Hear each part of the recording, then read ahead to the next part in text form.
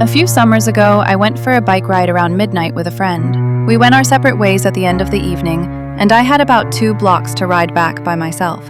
Because of construction, I had to ride on the sidewalk, but the streets were dead, but it wasn't a problem until right where I was about to turn left onto my street. There was this man walking by himself, maybe 40s, a little scruffy, but not homeless. The sidewalk was narrow, and I didn't want to freak him out, so when I got about 6 feet behind him, I said, "Hey, behind you!" And he turned around and gave me this super angry look. I turned down my street, and he started to follow me, literally screaming about how I was a fucking cunt and he was going to kill me and all that. I live right off the corner, and I didn't want him to figure that out, so I decided to do another loop around the block. That's not the scary part.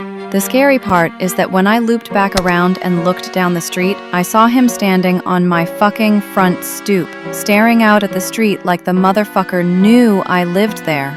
He saw me ride by again, but he didn't say anything.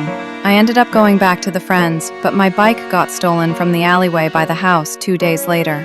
Edit. The guy in question was definitely not actually homeless. We have a large population of mentally ill in that area, unfortunately, downtown of a medium-sized city. So if I didn't think the sidewalk was too narrow to pass otherwise, I wouldn't have disturbed him. Half the scary part was that he looked pretty much completely normal for my area. That being said, I ended up texting my mom, and she made the decision not to notify law enforcement until my bike was stolen. What do you think about this? Write your thoughts in the comments.